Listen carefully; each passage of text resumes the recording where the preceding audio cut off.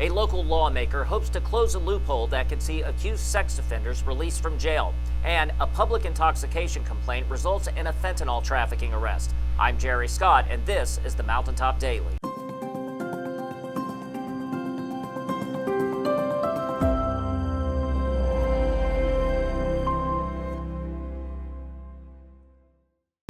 When a defendant is ruled incompetent to stand trial, a judge can order those accused of the most serious crimes to be held for psychiatric care.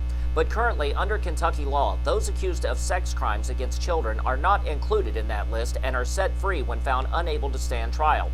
One mountain lawmaker wants to close that loophole. Sheldon spoke with him to find out more. State Representative Mitch Whitaker says there's a loophole for offenders found mentally incompetent in the involuntary commitment law across the Commonwealth. Currently, there is a loophole in the law where only the most egregious crimes are eligible for involuntary commitment. And involuntary commitment is the procedure where a judge can hold someone in psychiatric care if they're not mentally capable to stand trial. Currently, only the worst crimes are eligible, and I'd like to see all crimes against children included in that, including inappropriate touching of children, so that we can keep these dangerous citizens off the streets.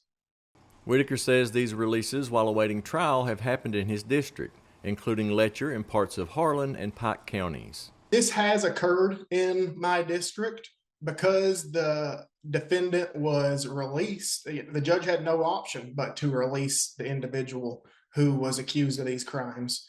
So it has occurred. I'm limited in what I can say because that person's been released without a trial, so they haven't been found guilty. But this is an issue that has happened in the state of Kentucky and will continue to happen if we don't fix it. As it relates to changes in the punishment for those facing trial, Whitaker says his proposed bill, House Bill 249, is not asking for additional time for those sentenced. One thing I want to make sure everyone understands is this isn't enhancing penalties. This isn't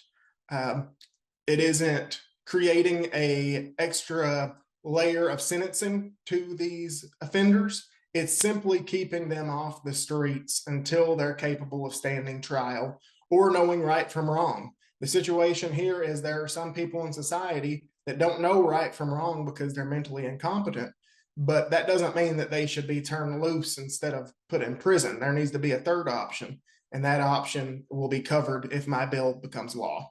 Reporting for Mountaintop News, I'm Sheldon Compton. Police responding to a public intoxication complaint at a Pike County business ended up making a drug trafficking arrest. State troopers were called to the Rural King in Coal Run, where they found 34-year-old Devonia Williamson of Hardy inside the store. Police say Williamson had unpaid merchandise in her pockets and refused an initial request to search her bag. After officers explained they had probable cause, she handed it over, warning them it might contain fentanyl.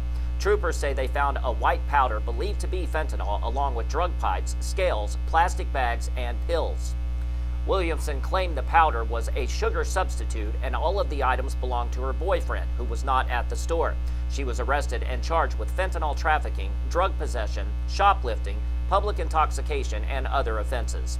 Coming up after the break, a program to help inmates obtain college degrees has its first graduate at Big Sandy Community and Technical College. We'll learn about the program when the Mountaintop Daily continues. But first, sports and weather.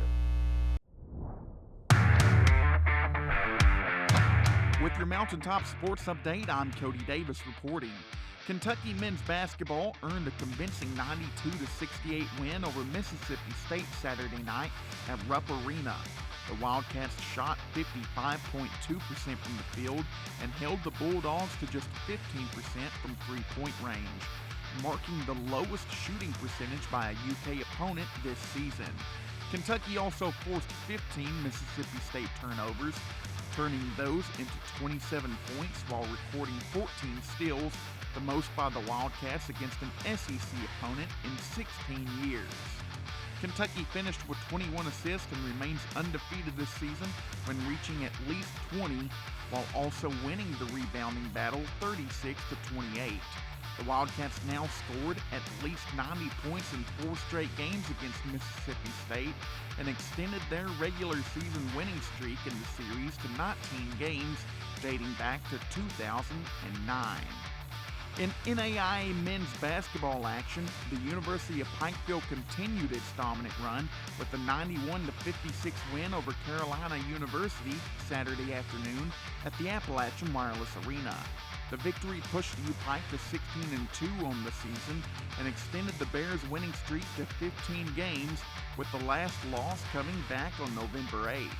Pikeville led 50-29 at the half and put the game away early in the second half, with a decisive run that stretched the lead past 30. 5 Bears scored in double figures, led by Zion Blevins with 16 points.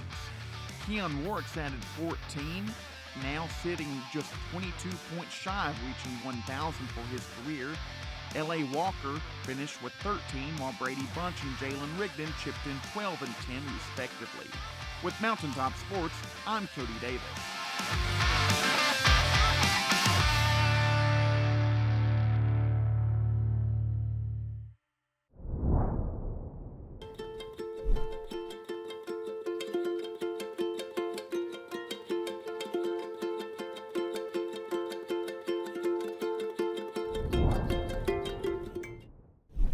When the government took Social Security away from honest Eastern Kentuckians, Attorney Ned Pillersdorf got the hearings declared unconstitutional.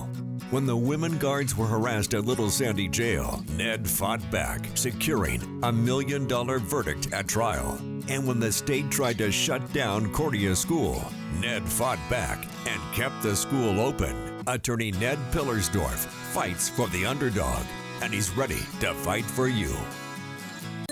Hey, it's Kristen from Appalachian Wireless. We're local. We own the network, service the network, and guess what? We know our network. Saving money? We make that easy. Share and save by referring a friend. Switch today and save. Or do you just want to try us out? Try our free eSIM trial today. Deals on new phones with lots of ways to start saving. Your wallet will even thank us later. This isn't a new game for us. It's the long game for us, and we're here to make sure that you stay connected. Visit us in one of our many retail locations or online at AppalachianWireless.com. Because we are you, we're Appalachian Wireless. Big Sandy Community and Technical College's prison education program has its first graduate, who hopes to continue his education once he is released. Robin spoke with the program's coordinator to learn about the program. Big Sandy Community and Technical College is celebrating the first graduate of its prison education program at the Southeast State Correctional Complex in Wheelwright. The program actually started in the fall of 25 when we enrolled students. I had one student that was had some previous college credit, so we wanted to get him in pretty quickly and help him get through. So he started in the fall, and he was able to take 5 courses and was able to graduate in December. So that was pretty phenomenal, I think, for our starting cohort. The student, whose identity cannot be shared, graduated with an associate's in art degree, which will enable him to pursue a bachelor's degree after he is released.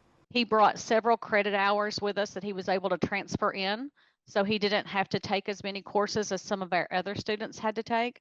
So we were able just to help him just concentrate on the 5 classes that he would have to take to finish. And he worked really hard, came in every day that I was there, and he did the work, college algebra, Art 100, English 101 and 102, and FYE 105.